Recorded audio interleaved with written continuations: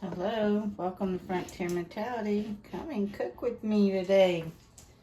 So, if you're watching my garden videos, you will notice that I have pulled some turnips. And we're adding these to the dinner tonight. I'm just quartering some. The ones I'm cooking tonight are... This one was about the size of a baseball, and this one's a tennis, not a tennis ball, but a golf ball. And let me get the other one that's kind of big. Where is it? It's in here somewhere. Oh, it's good enough. And here are two more. Now with the ones that I'm going to be roasting with the chicken and the Brussels sprouts, I am not skinning them. They're just going to roast in the oven at 425 for about an hour. 45 minutes to an hour. That's when I cook it at the 425, it's a little... cooks faster and gets through the denseness of everything.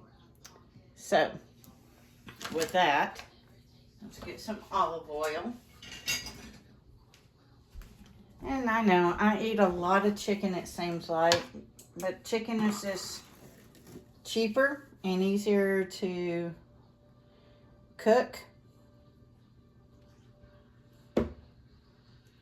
We do have beef or lamb usually on the weekends because of years ago I used to get kidney stones regularly too easy, and one doctor thought, it's just an opinion, but it has helped. So his opinion was that the red meat, too much of it, was causing kidney stones because of the protein levels or some nonsense like that. And he said I can still have it, just not have it as regularly. So we've gone to eating chicken or fish through the week. On my next cooking one, I'm going to show you how to make salmon salad. Yeah, you heard me right. It's just like when you make tuna salad. What I'm putting on now is a little bit of curry. And like I said, it will bake for about 45 minutes to an hour. I will set the timer for 45 minutes and then check it, make sure the chicken's done, make sure the turnips are soft. Now, how do I eat the turnips once I pull them out? I personally like them with a little more garlic and butter, and I eat them like a potato. They have a little bit of a sharper taste than a potato, but they're still really good. So when you're growing your Irish potatoes, which will go in the ground towards the end of February, the first week of March. So I usually can keep them. We put them in the ground and we harvest them, and then I let them cure, and then I put them out. And when they get to the point where they need to be canned, I can some of them, and then we eat on them, right? So by winter time, because I'm a small gardener, because everything seems to come out small, but when I do that, sorry, lost my train of thought. And after we eat all the taters and stuff that's been canned, we can start eating the turnips that's been canned and eat them like mashed potatoes. Now, you saw where I put the bigger ones in with my dinner. And like I said, some of them have been really nice size ones. Some straight up look like carrots. We planted them way too close. Some even look like radishes. Where is it? There it is. So, what I'm doing now is I am peeling them. And then I'm going to blanch them for 10 minutes. There's a little bit of salt in that water. Now, with some of them, I can use my peeler. And this is one of the best peelers we've ever gotten. It's called a molar. But it's so good to take the knuckles off of your skin. Or take the skin off of your knuckles. So when I get to the places that I can't peel so good, I will go to my paring knife and I will peel the rest that away. And then we cut it up and then we put it in the water. Like I said, it will blanch for 10 minutes or so. And then I'm also cutting through where, whoops, don't look at my big old belly. But like right here where bugs have gotten into some of it. So I'm cutting out the bad spots. So after I blanch, I can put them in the freezer and store them that away until I get enough out of the garden to do a canning. And that's what I'm going to do. I'm going to keep harvesting them as they get to a size that I can deal with. And then when I get enough, I'll put them in jars and then we'll can them.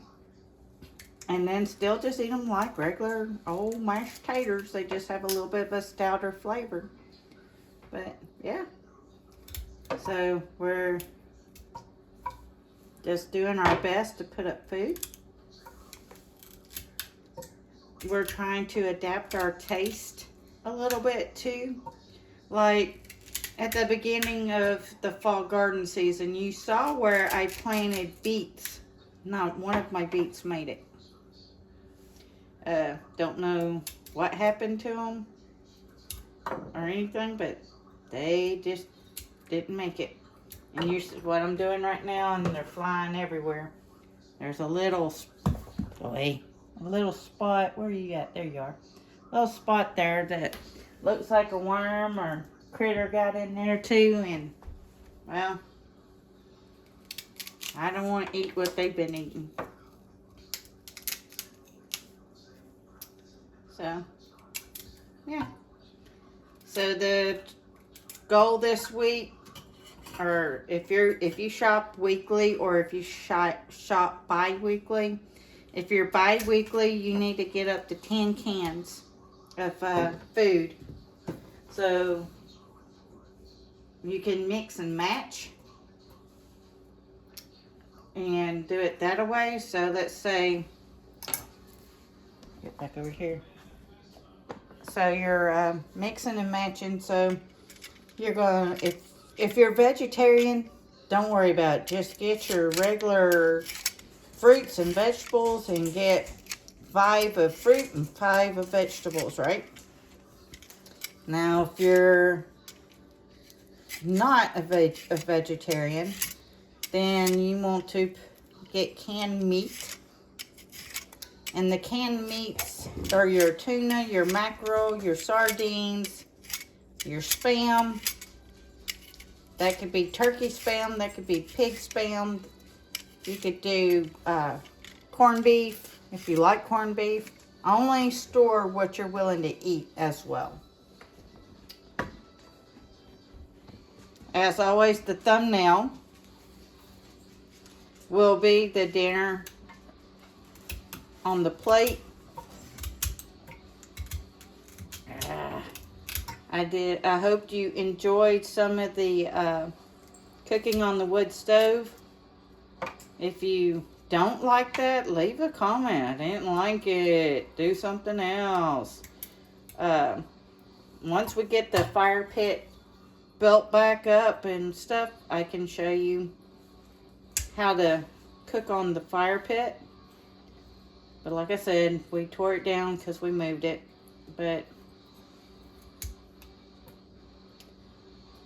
And then I will also bring you back to show you a type of rocket stove my husband built. But you can build it out of cinder blocks. I am not going to show you how to do it because there are many YouTubers who have done cinder blocks. You can make as many as you want. If you want a whole little stove out there where you're cooking more than one thing at a time, they're really fuel efficient. They're just taking sticks out of the yard to cook your dinner. So look up, that's your homework. Look up how to make a rocket stove. And then go and buy the cinder blocks for your rocket stove. And then build your rocket stove and practice cooking on your rocket stove. All right, everybody, please stay safe. Please get ready and please get prepared. Frontier Mentality signing out.